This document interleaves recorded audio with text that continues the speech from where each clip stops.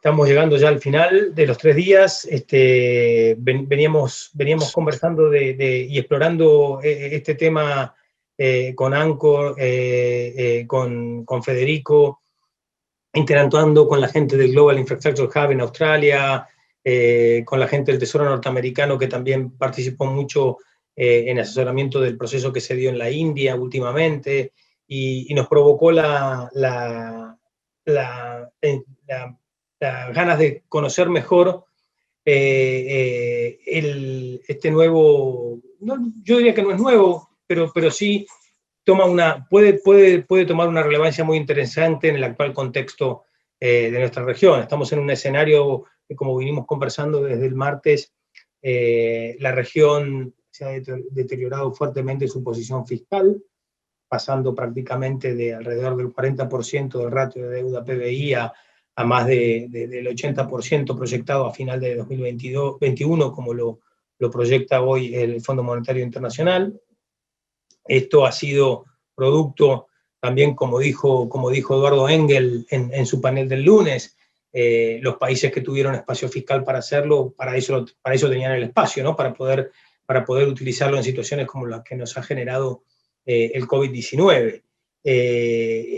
Esto además tiene un impacto de corto plazo y muy fuerte, en el sentido que sabemos por los distintos estudios que hemos venido haciendo en el Banco Interamericano de Desarrollo, que la región tiene un sesgo a recortar fuertemente el gasto en mantenimiento o la inversión en mantenimiento de la infraestructura en los periodos de consolidación fiscal.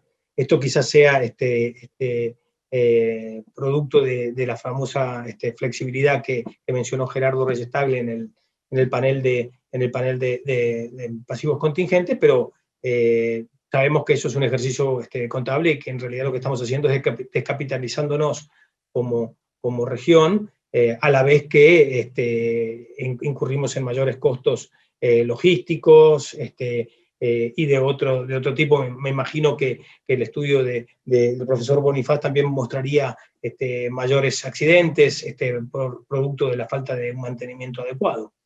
Entonces, un poco ese escenario, creo que como se ha visto, va a desencadenar, pareciera que este año no va a ser muy distinto del año anterior, que ojalá podamos ir acercándonos a una nueva normalidad, pero la salida va a dejar a nuestros gobiernos con poca capacidad de inversión, y van a tener que echar mano a la creatividad y a la innovación para poder hacer más con menos. Y ese es un poco la idea o el diagnóstico que nos motivó a tener una primera mirada sobre el reciclaje de activos, recoger un poco las experiencias que hay actualmente en el mundo. En la región ha habido algunos intentos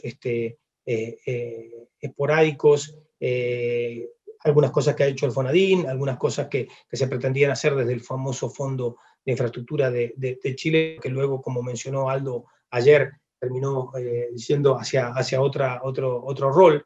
Entonces quería pasarle la palabra a Federico para que nos cuente un poco cuál ha sido un poco las conclusiones a las que él puede llegar luego de haber revisado las experiencias, y cuáles serían las condiciones sobre las cuales deberíamos pensar para poder aplicarlas en nuestra región. Bienvenido, Federico, te paso a ti la palabra. Muchas gracias. Muchas gracias, Gastón. Un gusto estar aquí con ustedes en este evento y, por supuesto, compartir con la audiencia un tema que, como bien decía Gastón, se puede convertir en una herramienta importante pues para el desarrollo de nuestra región en los próximos años, empezando por el hecho y quisiera arrancar por ahí, de qué no es el reciclaje de activos o para qué no deberíamos mirar el reciclaje de activos. Y yo creo que esto le aplica casi que a la gran mayoría de las APP. La primera es que no es el fast track para desarrollar proyectos, o sea, no es la forma, vamos a decirlo así, de saltarse fases preparatorias para el desarrollo de un proyecto de infraestructura. Tampoco quiere decir que sea el modelo al que debemos mirar sencillamente porque no tenemos recursos actualmente, porque sería la motivación incorrecta, digamos, que nos llevaría a la aplicación del mismo. Y un tercero, que yo sé que abre la discusión, pero tampoco un modelo que lo tengamos que aplicar para el pago de deuda pública, es decir, para que moneticemos activos y sirvamos la deuda pública. Entonces, yo creo que son elementos que por lo menos tenemos que poner sobre la mesa en el arranque de para qué no es el reciclaje de activos, entendiéndolo desde la perspectiva de una herramienta para la provisión de activos de servicios de infraestructura. Y empiezo con una imagen que esta me tomé la libertad de incluirla de mi país, pero sé que aplica prácticamente para toda América Latina, y es el foco que hemos tenido históricamente en la etapa constructiva de los proyectos, o más, digamos, más específicamente en la inauguración de los proyectos de infraestructura. Dicho eso, uno se encontrará notas en la prensa de cuánto cuesta una carretera, como si el costo de la misma fuese exclusivamente su costo constructivo. El mantenimiento es algo que un poco se deja a la libre, ¿no? Entonces yo creo que partimos de esta base y lo que quiero decir con esto es que partimos de un hecho de que hay un cambio de paradigma detrás de la aplicación de un modelo de este tipo. Y la primera pregunta que deberíamos hacernos es, ¿construimos cosas? Y creo que en este congreso se ha dejado claro que ese es el principal cambio que deberíamos plantear. ¿Construimos cosas para olvidarlas o lo que hacemos es desarrollar servicios públicos de calidad, que es totalmente, digamos, una forma distinta de mirar al desarrollo de infraestructura? Y dicho eso, pues partimos de dos premisas necesarias.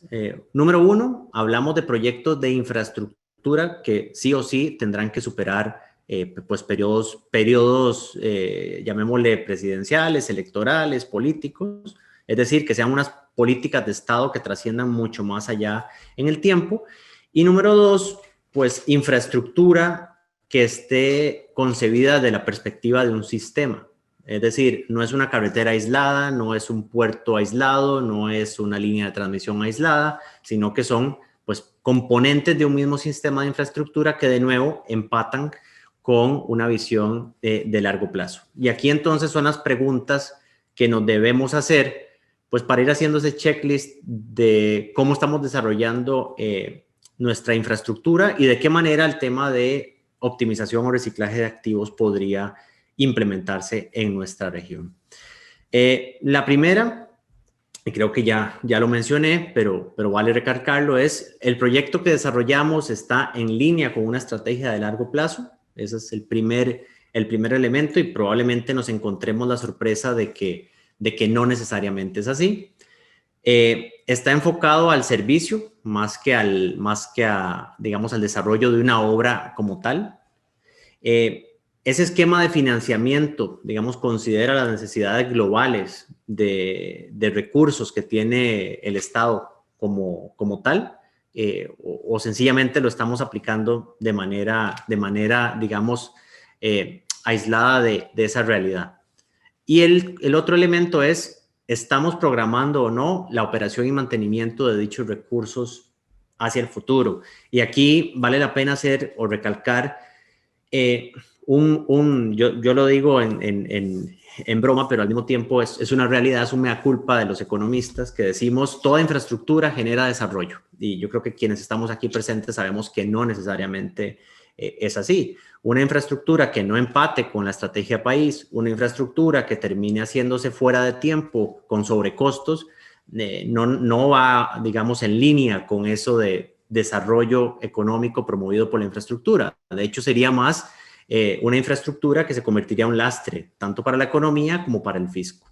Entonces, dicho estos elementos, nos lleva al componente y es posible monetizar la infraestructura existente, es decir, optimizarla o reciclarla, dependiendo de cómo llaman en cada uno de los países. Y aquí un poco el ejemplo, que bien lo mencionaba Gastón, de Australia. Pues Australia acometió y ha cometido un programa de reciclaje de activos muy importante, diríamos que es la bandera, digamos, del del programa de reciclaje de activos a nivel global. A este también se le une el caso de la India, que ha tenido experiencias recientes con el tema de monetización de activos. Pero en el caso de Australia, pues llama la atención cómo han podido desarrollar de una manera sostenida un programa que les ha permitido monetizar ya alrededor de 30,000 millones de dólares aproximadamente en proyectos de infraestructura. Y aquí, pues, empezamos a preguntarnos varios temas. Y uno que surge mucho en América Latina es, bueno, pero ¿cómo es esto de cobrar por activos que se suponían gratuitos? Yo creo que aquí hay dos elementos que poner sobre la mesa. El primero, pues no existe infraestructura gratuita, sencillamente existe infraestructura que algún otro está pagando por mí, básicamente. Y número dos, pensando más en un mediano y largo plazo, sabemos que varias de las fuentes de fondeo, es decir, de las fuentes de repago de proyectos de infraestructura con las que han contado los gobiernos de manera histórica, tenderán a erosionarse en el tiempo. Una de ellas, por ejemplo, es el impuesto sobre los combustibles. Muchos de los países de América Latina dependemos del impuesto sobre combustible fósil para el fondeo de proyectos de infraestructura, particularmente viales. Y evidentemente sobre esto hay todo un paso hacia la adopción de tecnologías limpias que nos pone un reto sobre la mesa. Entonces, ¿cómo vamos a pagar por la infraestructura del futuro? En este mismo punto, de hecho, Australia ya empezó a dar pasos del pago por uso, más allá del pago por peaje tradicional, sino por el pago por kilometraje incluso, un poco pensando en cuál va a ser ese cambio al que nos tendremos que ir adaptando conforme pues pasen los años. Ahora bien, ¿qué es el reciclaje de activos y qué implica esto de monetizar proyectos de infraestructura?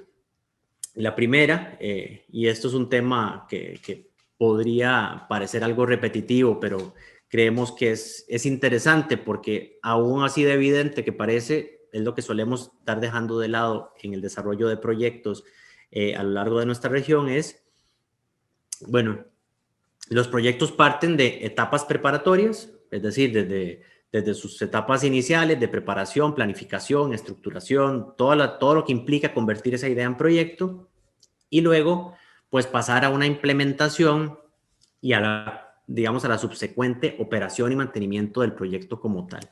Entonces, dicho esto, pues este es el ciclo de vida ideal. Ahora, ¿qué es lo que ha pasado tradicionalmente? Tradicionalmente nos quedamos exclusivamente en la implementación y lo decía precisamente con los ejemplos iniciales de estas notas de prensa. Normalmente es la carretera costó tanto, el puerto costó tanto, el hospital costó tanto, ¿verdad? Pero poco se habla del camino que se tuvo que correr anteriormente y lo que sigue hacia adelante. Y entonces esto, ¿a qué nos lleva? Pues nos lleva a que partimos de proyectos que básicamente se inauguran y empiezan un proceso de deterioro en el tiempo. Y de hecho aquí hay varias estimaciones, incluso algunas del Banco Interamericano de Desarrollo, y hay otra en particular que a mí me gusta traer a colación. Fue una estimación que hizo el Laboratorio de Materiales y Modelos Estructurales en Costa Rica, que ve el tema carretero, y sé, porque hay indicadores similares en otros países, estimaron que que cada dólar que se deje de invertir en mantenimiento hoy se traduce posteriormente de 7 a 10 dólares en la reconstrucción de los activos de infraestructura. Entonces, aquí estamos poniendo sobre la mesa. Hoy lo que tenemos es, pues, un desarrollo de infraestructura enfocado exclusivamente en su etapa, digamos, de implementación y una infraestructura que básicamente lo que hacemos es heredar a las futuras generaciones el problema de repagar por ella y de reconstruirla. Entonces, al final de cuentas, pues sí, probablemente veamos más inversión hacia el futuro en esa reconstrucción, pero es una inversión que fue innecesaria y que perfectamente pudo haberse canalizado pues a otros sectores. Entonces, ¿de qué manera nos ayuda y de qué manera esto ha ayudado también a países que ya han implementado el modelo de reciclaje de activos al desarrollo de infraestructura? Pues de la siguiente manera, aquí un poco a modo de ejemplo, el Fondo Monetario Internacional, esto fue un análisis del año 2018, donde de un poco más de 30 países estimó cuál era el valor de su stock de infraestructura y calculó que en promedio era un 65% del PIB, lo que era el valor del stock de infraestructura. Entonces, evidentemente, no todos los proyectos son susceptibles de reciclaje, ni todos los sectores tampoco, pero nos da una idea de que aquí los países encuentran una posibilidad de aprovechar activos que hoy precisamente no están dentro de la ecuación. Entonces, normalmente discutimos cuáles son los pasivos de las economías, pero poco se habla de cómo detonar esos activos que tenemos, ¿verdad? Y que podrían ser aprovechados de una manera importante. Entonces, pues el modelo de reciclaje de activos, como bien decía, consiste en tomar un proyecto ya existente, cederlo al sector privado para su explotación y el sector privado a cambio de ello paga, digamos, unos recursos a la administración o al Estado que pueden ser reinvertidos en en proyectos adicionales. Y aquí lo pongo un poco más esquemático. Entonces, ¿de qué pasamos? Pasamos de aquel modelo donde construimos y olvidamos y empezamos a ver un deterioro que nos terminará costando, evidentemente, mucho más caro en el futuro, a un modelo que lo que nos dice es, ok, el Estado ya construyó y ahora el Estado pues sale al mercado a plantear una asociación público-privada en la cual el sector privado reconoce un pago, y ahorita pasamos un poco sobre los elementos que determinarán ese monto de pago, pero reconoce un pago al Estado, pues por el derecho de explotación. Entonces aquí ya cubrimos, por un lado, digamos, las necesidades de operación y mantenimiento, que de otra manera, pues sencillamente no se hubiesen dado, y al mismo tiempo se generan recursos para pues detonar proyectos, sobre todo y preferiblemente en las zonas cercanas al proyecto en cuestión, porque todos sabemos que estamos en una cultura que se irá adaptando poco a poco al pago por servicios de infraestructura y que evidentemente pues requerirá de que sea visible cuál es también ese desarrollo o ese beneficio que está generando la monetización del activo.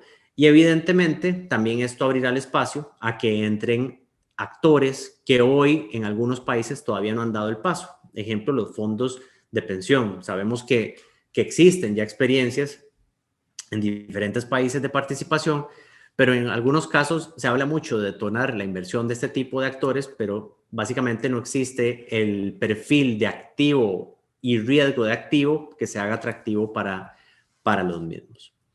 Y bueno, de aquí un poco pongo el ejemplo de carreteras, pero precisamente el modelo de reciclaje podría ser aplicado en cualquier tipo de infraestructura, en el tanto, pues, incorpore esas condiciones de generación de flujo de caja que puedan, digamos, hacerlo atractivo para el sector privado.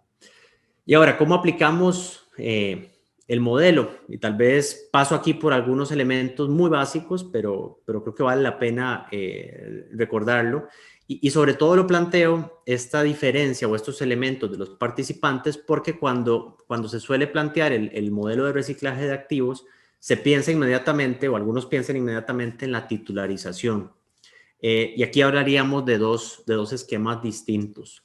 Empiezo por la titularización. La titularización, la cual ya hay numerosos ejemplos en América Latina, consiste en tomar un flujo determinado de alguna administración pública, llámese de gobierno central o bien de alguna institución autónoma o de alguna empresa pública, y poder titularizar, digamos, ese flujo en particular. Entonces, normalmente en esos esquemas, pues lo que se asume es el riesgo de repago de la institución a la cual, digamos, se le están titularizando los recursos. Cuando hablamos, por su parte, de reciclaje de activos, es distinto en el tanto, ahora sí, voy a monetizar un activo, pero además voy a trasladar al sector privado los riesgos y responsabilidades propias de dicho activo, ¿no?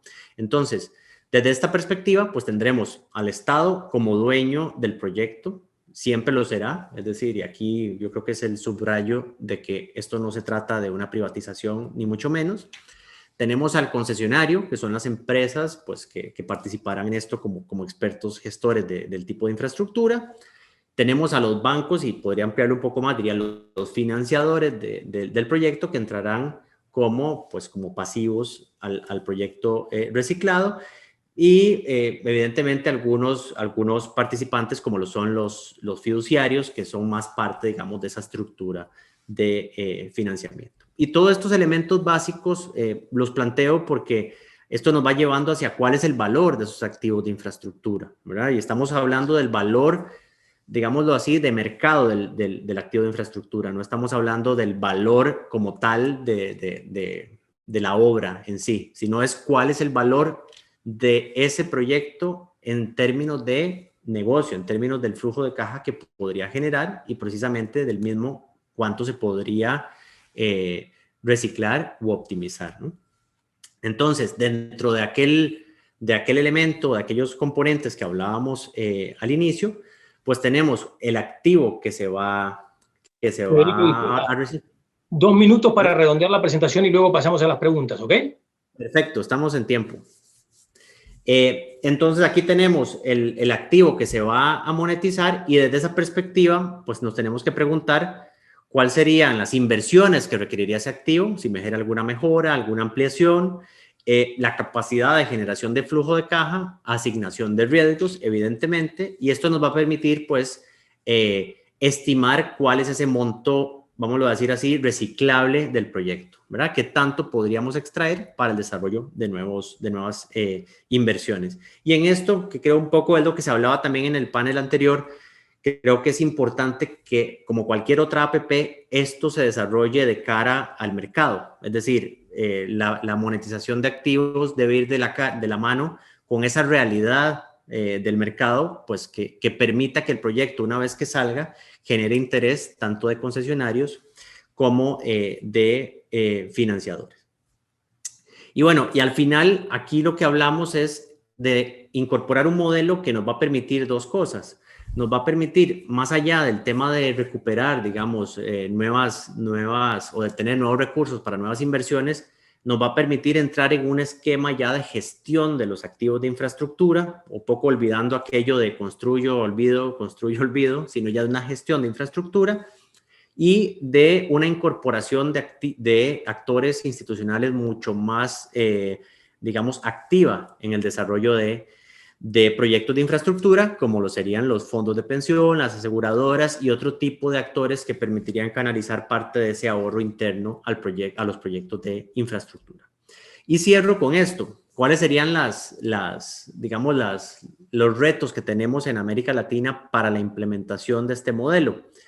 Evidentemente tenemos un tema de fondeo, de cuál es esa cultura de pago por servicios de infraestructura, y esto es un elemento importante que deberá ir cambiándose paulatinamente, precisamente por lo que hablábamos del cambio que irá dándose en el tiempo en algunos de estos ingresos clave.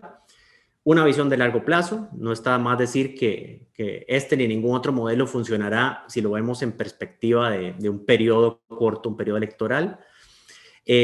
Pasar a un modelo de gestión de activos. De nuevo, el reciclaje de activos hace sentido en el tanto cambiemos el chip de las obras aisladas e individuales a más un modelo de gestión de activos.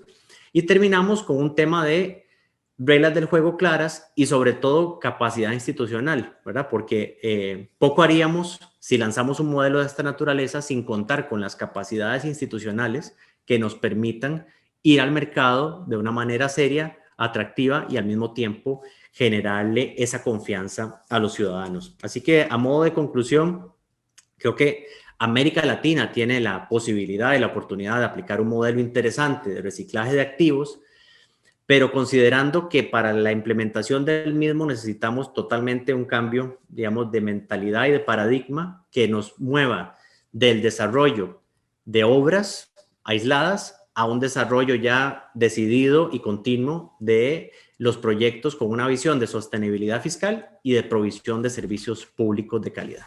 Muchísimas gracias. Muchísimas gracias, Federico, por la presentación. Quería hacerte un par de preguntas. Claro. Pero yo coincido contigo que es una oportunidad para explorar y que habría que ver cómo encaja en en el actual estado de desarrollo institucional. ¿Tú cómo lo ves? ¿Ves que es una realidad, una posibilidad concreta en algunos países? ¿Has tenido tiempo de mirar algún país en particular? ¿Cuáles serían tus primeras reacciones? Sí, bueno, yo creo que como cualquier otra APP, el tema institucional es clave. Y yo empezaría con que el primer reto que tenemos, y ahorita tal vez menciono algunos de los países que me parece podrían aplicar esto en primera instancia. El primer reto que se tiene es que normalmente cuando se plantea el modelo de reciclaje de activos o de monetización de activos, algunos actores, sobre todo aquellos más ajenos al tema de infraestructura, lo ven como, este es mi vehículo para atender el nivel de deuda que tengo ahorita, o este es mi vehículo para ir a servir deuda pública. Yo creo que ese es el primer error, o voy a decirlo así, es el primer punto en el que hay que trabajar para un poco cambiar esa visión. Aquí no estamos hablando de cómo extraer recursos de la infraestructura para pagar deuda pública, sino cómo hacer infraestructura de una manera mucho más eficiente y gestionar esos activos de una manera mucho más eficiente. Algunos países que me parece, digamos, tienen particularidades para aplicar este modelo, pues hemos percibido algunos temas. Bueno, Costa Rica, de hecho, aprobó una ley o una reforma a la ley para la aplicación específica del modelo de reciclaje de activos en 2019. Países como Paraguay incluso también podrían tener digamos, ese espacio para el desarrollo de modelo de reciclaje de activos, e incluso en algún momento también tuvimos la oportunidad de ver lo que es el caso de Panamá, y sobre todo Panamá, que ha desarrollado, digamos, una infraestructura muy importante, pero que tiene el reto de cómo darle un mantenimiento y una gestión adecuada, sobre todo a la red vial, ¿verdad? Que ha tenido una expansión importante durante los últimos años. Y tienen ese reto. Ahora sí, ¿cómo gestionamos esa infraestructura? Yo creo que hay varios países desde esa perspectiva, pero el primer paso es digamos, de lograr que los tomadores de decisión entiendan cuál es el objetivo final de este modelo, ¿verdad? No es un modelo para la gestión y para la provisión de servicios de infraestructura de manera eficiente, más allá que un modelo, como decía anteriormente, que erróneamente se puede percibir como el vehículo para obtener recursos frescos para reducir, digamos, deuda pública, ¿no? Muchas gracias, Federico. Además, creo que también la configuración institucional de cada país varía, ¿no? Estoy pensando en el caso de Australia, donde a mí me queda siempre la impresión de que fue una iniciativa del Tesoro Federal con una fuerte sesgo de dar un incentivo a la eficiencia, ¿no? A través de programas que luego se aplicaban a nivel de Estado. Para países federales puede también tener una arista casi de zanahoria fiscal, si se quiere, para impulsar un poco de eficiencia en el sector y sostenibilidad financiera del sector de infraestructura. Si bien tocaste un poco en tu penúltima filmina el tema de que hay varios sectores podrían ser, pareciera que el obvio es el sector del transporte, ¿no? Carreteras o puertos y aeropuertos, si bien puertos y aeropuertos en la región son mayormente ya gestionados privadamente, con lo cual, ¿ves algún tipo de otro activo de infraestructura que puede ser el candidato natural? Y la otra pregunta que te quería hacer es, ¿cuáles te parecen que son esos, como una forma estilizada, esas reformas desde el punto de vista de regulación o institucional que deberían operarse como para que haya un terreno fértil para aplicar una iniciativa de reciclaje de activos? Sí, muy buenas preguntas, Gastón. Yo creo que en la primera coincido, o sea, el tema, el sector número uno será el tema de transporte, pero también es cierto que al mismo tiempo los gobiernos cuentan con activos que probablemente, digamos, por su forma de operar o de percibir, podrían no estarse aprovechando. Y pongo tal vez algunos sobre la mesa. Se ha hablado en algún momento de poder aplicar el modelo, por ejemplo, en el sector salud, y sé que no hablamos de obras de hospitales como tal, que probablemente requieran o dependan de un pago por disponibilidad en su mayoría, pero sí, digamos, de servicios conexos, llámese, digamos, todos los servicios clínicos, los servicios de parqueo, digamos, adicional a todo el sistema de salud, que son uno de los elementos que se podrían aplicar. Incluso en algunos casos todo lo que tiene que ver con saneamiento de aguas, es decir, el tratamiento de aguas residuales, que podría haber ahí una oportunidad interesante, o incluso en la distribución de agua, porque hemos visto, digamos, algunos casos de países que enfrentan pérdidas muy importantes en este tema. Y sé que estoy tocando sectores muy sensibles, ¿verdad? Porque he hablado de salud y de agua, que son sectores sumamente sensibles, diciendo un poco que sí hay espacio para la aplicación en otros sectores, pero creo que sí esos primeros pasos tendrán que darse casi que necesariamente en el sector transporte, un poco para ir poniendo a prueba el modelo e ir, digamos, generando esas lecciones aprendidas antes digamos, de poder hacerlo en otros sectores que tienen unas sensibilidades distintas. Ahora, en términos de reformas clave, aquí pasamos desde lo más sencillo hasta lo más, digamos, de política pública. Lo primero es, y algunos países ya lo han enfrentado, son los temas, los modelos tarifarios asociados a esto. Y le pongo un ejemplo. En el caso de Costa Rica, la reforma realmente se hizo porque los modelos tarifarios vigentes no permitían incorporar dentro de la estructura ese pago que realizaba o que realizaría el concesionario. Entonces, básicamente, lo que se decía era el modelo tarifario no te va a contabilizar el pago del concesionario porque no es inversión como tal, ¿verdad? Y eso algunos países, digamos, tienen ese reto. Entonces, yo creo que es un primer paso, el que se pueda incorporar ese tema dentro de la estructura, digamos, tarifaria de los países. Otro que yo diría más que es un tema, porque hablamos de reformas, no sabría si sería una reforma legal o más un tema, digamos, de adopción de buenas prácticas, que es el poder ir teniendo mapeado cuál es el valor de los activos con los que yo cuento como administración o como Estado, un poco para ir detectando pues cuáles son esos activos a los cuales podría, digamos, aplicar el modelo de reciclaje de activos. Y por último, creo que aquí plantearía, no sé si es la reforma más complicada, pero es de qué manera poder darle a esto una certeza que supere periodos electorales. Sería imposible aplicar un modelo de reciclaje de activos si pensamos que vamos a aplicarlo en 4 o 5 años y que ahí todo se nos va a resolver, ¿no? Entonces, un poco creería que esas son dos reformas más de política pública, pero creo que la primera es la puntual más importante, que es los modelos tarifarios, de qué manera poder incorporar todo el componente, digamos, de reciclaje de los recursos como tal, ¿no? Muchas gracias, Federico. Creo que un poco la pregunta que queda es, suponiendo que tenemos mapeados los activos, suponiendo que tenemos las condiciones institucionales y regulatorias adecuadas, ¿cómo ves, qué vehículo ves que genera este confort de poder asegurar de que los recursos serán utilizados para mantenimiento de infraestructura? Seguramente también haya opciones intermedias en las que una parte pueda ir a contribuir a la sostenibilidad fiscal de largo plazo y otra parte vaya a infraestructura, y en la medida en que la situación fiscal se mejore puedan acrecentarse las participaciones en el vehículo. De alguna manera, si bien no nació así, creo que el FONADIN es un buen ejemplo regional de un fondo que prácticamente es, yo quisiera, pensando un poco en voz alta, una segunda derivada de esto, o sea, de crear un fondo que se fondió a través de la nacionalización de los bonos que habían emitido en su momento las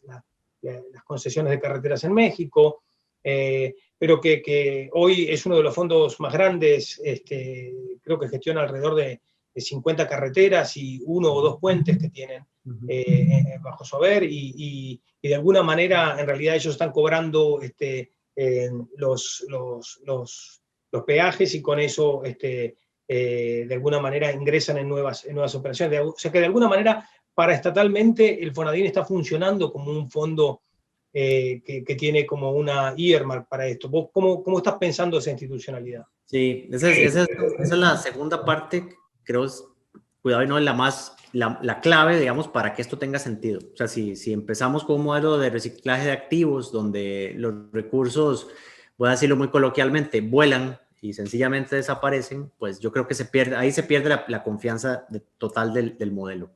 Aquí hay dos caminos digamos, como para poder aplicar esto. Uno, que personalmente creo que es el que le tendría un poco más de cuidado y no necesariamente me decantaría de entrada por ahí. Uno sería que el mismo concesionario, digamos, que vaya a desarrollar el reciclaje, sea el encargado de el desarrollo de esos proyectos que se van a detonar con esos recursos. Digo que sería el que le tenía un poquito más de cuidado porque pues precisamente ahí entran muchos temas de las utilidades que pueda estar generando ese concesionario, un poco al desarrollar los proyectos y el alineamiento que debería tener con el desarrollo de los servicios como tal. Y el otro, que es un esquema que pareciera que podría ser el que dé un poco más de confort tanto a usuarios como a algunos gobiernos de la región, es el establecimiento de un vehículo de propósito especial o algún tipo, bien como decía, de fondo o fideicomiso al que puedan ingresar esos recursos reciclados, precisamente para que desde ahí se contrate el desarrollo de los proyectos como tal. En el caso, por ejemplo, de Costa Rica y esta reforma que se hizo, es uno de los mandatos, digamos, incorporados dentro de la legislación, precisamente por el temor o el riesgo de que si esto entra a caja única de los estados, termina perdiéndose ahí, ¿no? Entonces, un poco lo que se plantea es un modelo, como bien mencionas, tipo Fonadín o algún tipo fideicomiso, donde ingresen esos recursos y esos recursos sean utilizados tanto para la preparación como para la ejecución de esos proyectos que se van a ejecutar. Y aquí habría, digamos, hasta otra grada adicional. Incluso que esos mismos proyectos, si tienen las cualidades y digamos, las características, puedan incluso volver a ser reciclados un poco para tener ese carácter revolvente de la infraestructura, que es lo que buscamos con este tipo de modelos. Creo que esos son elementos clave a garantizar, es decir, encapsular esos recursos y luego procurar que se prepare bien ese proyecto, porque nada haríamos que cayéramos en los mismos errores que tratamos de resolver con el modelo de reciclaje y al mismo tiempo, en la medida de lo posible, procurar que parte de esos proyectos ejecutados puedan volver al ciclo, digamos, de reciclaje, un poco para dar esa sostenibilidad a largo plazo al modelo, ¿no? Y creo que, y para terminar la última pregunta, creo que la clave va a estar dada en la situación de si estamos yendo hacia un modelo, como planteaste en tu presentación, cuando hablaste del impuesto a los combustibles y cómo veníamos financiando la infraestructura, o cómo no veníamos financiando, porque al final en crisis anteriores se fue capturado esa recaudación que originariamente había sido pensada para tenerla dedicada a la infraestructura. Entonces, ¿cómo evitamos de vuelta que eso suceda ante una nueva crisis fiscal? Pero más de largo plazo, más de cambio de paradigma, sobre todo con la introducción de nuevos combustibles, mejor dicho, con nuevas energías que van a seguramente alimentar los vehículos. No podemos seguir pensando en ese modelo de financiamiento. Entonces, seguramente nos estaríamos moviendo a modelos de pago por utilización, como mencionaste. ¿Cómo estás viendo esa transición? Creo que al mismo tiempo eso nos va a plantear el problema de la sensibilidad social. Tenemos una población muy castigada, con pérdida de poder adquisitivo, y entonces la capacidad de pago también es baja en nuestra región, además de la costumbre de no estar acostumbrados a pagar por la infraestructura, ¿no?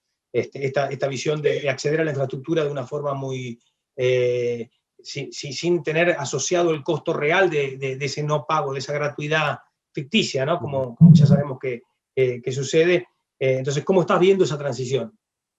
Sí, ese es un muy buen tema. Yo creo que, bueno, primero es una transición que tomará tiempo, no podríamos brincar, digamos, muy abruptamente, pero plantea un tema interesante porque conforme se vaya, digamos, ejecutando la adopción de modelos de reciclaje, habrá que ir paulatinamente, en muchos casos se hará solo por la misma tecnología, pero paulatinamente, compensando con una reducción parcial en esos tributos que tradicionalmente han ido, digamos, fondeando la infraestructura. Pero diría que hasta cierto punto, porque precisamente de esos tributos lo que más podríamos generar pensando hacia futuro es incluso de los mismos recursos reciclados, pero sí en parte de los fondos de impuestos, es una especie de fondo, así como se han establecido estos fondos en telecomunicaciones, fondos que permitan subsidiar, digamos, algunas de las rutas. Un poco que el Estado empieza a tener una visión integral de su red. Aquí estoy hablando específicamente de carreteras, pero que tenga una visión integral de su red de carreteras y con ese fondo precisamente pueda de alguna manera generar subsidios cruzados que permitan que aquellas regiones con un mayor poder adquisitivo o con un mayor nivel de tráfico, mayor actividad económica, puedan terminar subsidiando aquellas que tienen un poco más de rezago y que requieren de ese apoyo pues para poder generar proyectos y una disposición al pago acorde con las capacidades económicas de las poblaciones. Entonces yo creo que hacia eso es lo que nos iremos moviendo paulatinamente. Muchísimas gracias, Federico. Sí, una idea de los famosos fondos de servicio universal que permitieron la expansión primero del teléfono residencial, pero bueno, luego el salto tecnológico los terminó superando. Pero muchísimas gracias por esta primera introducción al tema. Yo creo que es un área para mirar y tratar de ver qué conclusiones podemos sacar para aplicarla en nuestra región. Te agradezco muchísimo la participación. Excelente presentación. Muchísimo gusto, encantado, Gastón.